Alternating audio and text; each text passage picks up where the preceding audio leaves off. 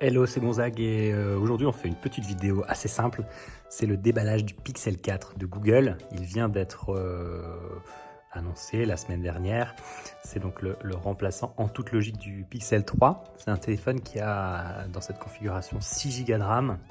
Il existe aussi en version Pixel 4 XL 6 Go de RAM également. Le mien a 64 Go de stockage. Et la grosse nouveauté par rapport à la version précédente, c'est qu'il y a maintenant 2 capteurs d'appareil photo physique. On va les voir. Le Pixel 3, lui, n'en avait qu'un seul et quand même faisait déjà des merveilles. Les pixels de chez Google ont été un petit peu encensés pour ce point, c'est-à-dire la capacité à faire de très bonnes photos avec un seul capteur. Alors, je vous propose de déballer la bête ensemble, à une main bien sûr. Donc ça va, c'est assez simple. Et voilà. Alors je vais profiter de la voir pour faire des petits comparatifs photos. J'espère pouvoir prendre le temps de faire ça entre justement l'iPhone 11 Pro et ce Pixel. Voilà, on voit bien le capteur. C'est assez discret par rapport à ce que Google a fait. Par rapport à ce qu'Apple a fait sur les capteurs de l'iPhone 11 Pro et 11 qui ressortent beaucoup plus. Dont les gens se moquaient comme une plaque de cuisson. Alors, sachant que le Pixel 4, lui, n'a pas de capteur ultra grand angle, contrairement à l'iPhone 11 Pro. Et donc, il a un capteur grand angle normal et un téléphoto qui font 12 et 16 mégapixels. Et voilà, en termes d'apparence, sinon derrière, on a ce noir laqué. Il existe en 3 couleurs, blanc, une sorte d'orange et noir. Et des gens ont fait des comparaisons avec la couleur des précédents présidents des États-Unis, puisque Donald Trump est plus ou moins orange. Pour continuer en dessous, donc connectique USB-C, ça c'est ce que proposait déjà la génération précédente de Pixel. On voit les 2 haut-parleurs. Le téléphone intègre un micro aussi qui permet de faire de l'annulation acoustique.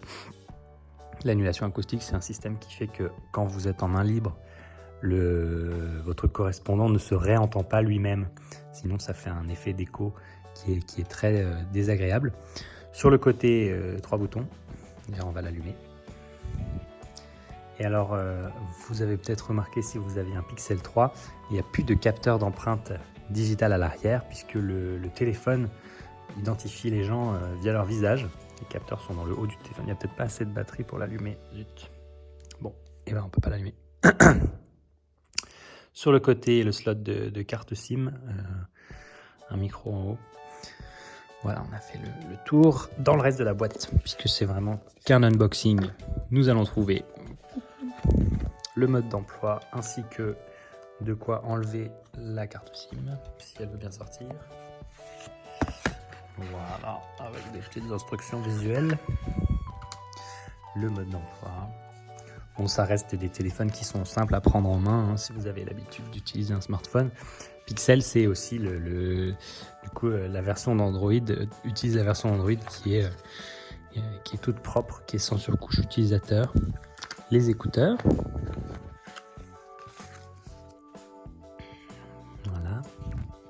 USB-C également. Sachant que plus tard, Google sortira des nouvelles versions de ces Pixel Buds qui sont des écouteurs sans fil. Le câble de charge USB-C, USB-C. Le téléphone est compatible USB-C 3.1. Un adaptateur. Alors ça c'est intéressant parce que celui-là il permet de venir brancher ça sur le Pixel, donc ici, et ici son câble d'iPhone pour faire un transfert de données entre les deux. Dans la boîte ensuite on a un chargeur assez puissant, je crois qu'il fait 18 watts. Je vais vérifier pour ne pas dire trop de bêtises. Et c'est pas marqué, mais je crois que c'est ça. 5 volts et 3 ampères, ça doit quand même charger plutôt rapidement. Et le téléphone est évidemment compatible avec la charge sans fil comme les générations précédentes de ce smartphone. Et petit truc cool, alors qui n'existe pas sur iOS, quand vous chargez le téléphone, il affiche en combien de temps il aura fini sa charge. Donc, et à quelle vitesse il est en train de se charger, est-ce qu'il utilise une charge rapide ou non. Voilà pour ce tour du Pixel. Google propose également avec cette coque, qui n'est pas de trop parce que personnellement mon Pixel 3 a fait une chute de 30 cm sur une surface un petit peu dure et c'est complètement fissuré sur l'arrière. Et j'étais déçu. Voilà, n'hésitez pas si vous avez des questions et puis à bientôt.